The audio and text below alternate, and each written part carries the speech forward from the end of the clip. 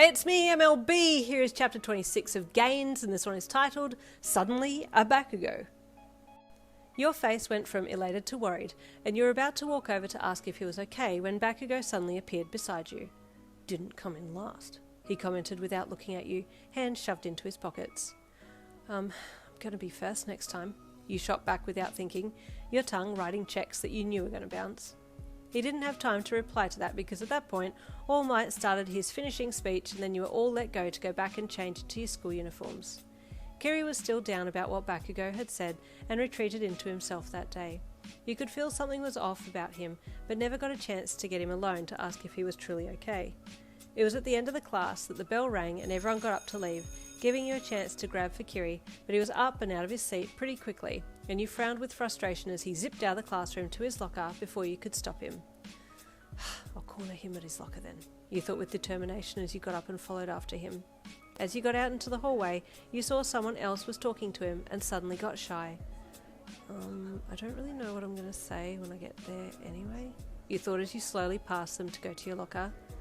I'll wait till they're done and then come back and talk to him. You got your locker key out of your pocket and crouched slowly to unlock your locker, keeping one eye's vision unobstructed by the locker door so you could see Kiri still and find the right time to strike. He and the other person were still chatting, so you stayed there, watching from behind the locker door until you could feel the circulation start to get restricted in your legs. Thinking it best to stand up, you closed your locker and pushed yourself slowly to standing with hands on knees. As you did so, you found yourself suddenly yanked back a bit and spun around and then pushed up against the locker behind you. You grunted as your back hit the metal behind you and your eyes peered into some crimson red ones. There's a spicy rum place down the road. You're the only other one who likes hot food. Bakugo grunted, pinning you to the locker with one hand on your shoulder. You whispered, a little shocked. We go now or we go later? You choose, he grunted, averting his gaze for a second. Are we going together? You asked, still trying to work out what was going on here. Now or later? He barked in a low voice, his eyes flicking back to match your gaze. Now? You said softly. Good. Let's go then, he said, letting his shoulder go and stepping back. You blinked at him. What on earth was that? Was that his way of asking you to get food with him? What was wrong with this guy? Couldn't he just ask normally?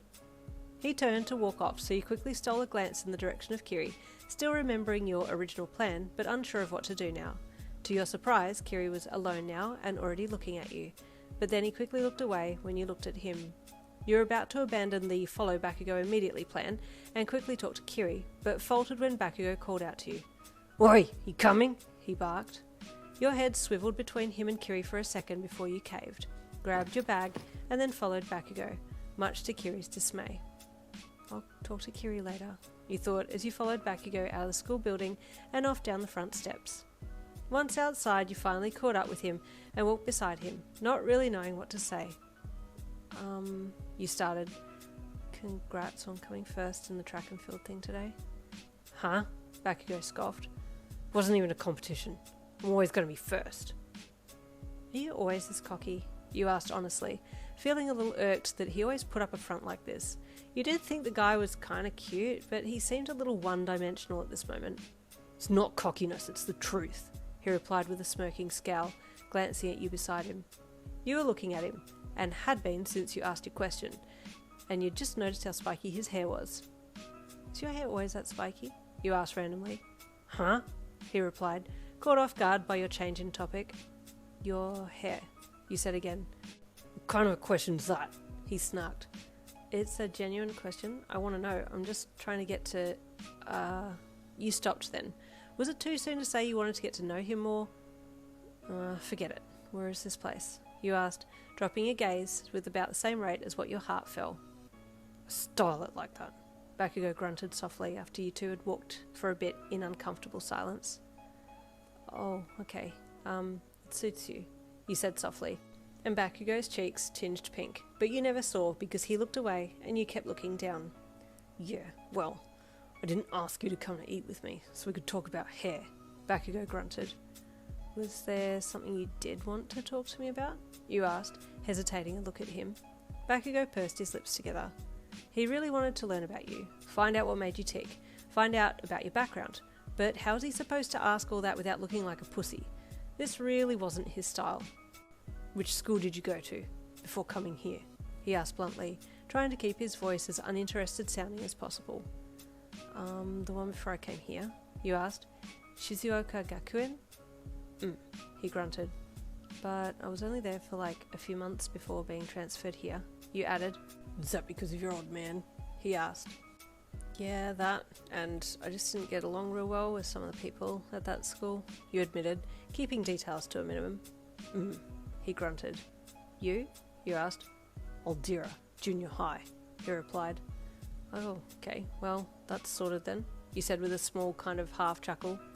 Why don't you get along with them at the other school? He asked gruffly as he put an arm out to stop you from walking any further. It's here, he pointed to a building to your left. You were stopped right in front of the door. Oh, you said with surprise when you looked to your left.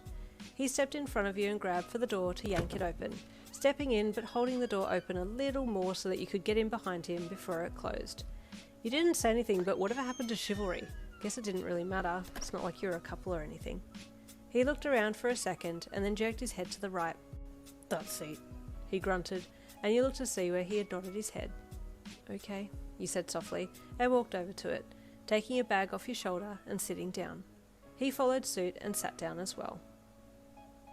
If you haven't already guessed, this is kind of set in Season 1 My Hero Academia, so that's why Bakugo's still got that attitude.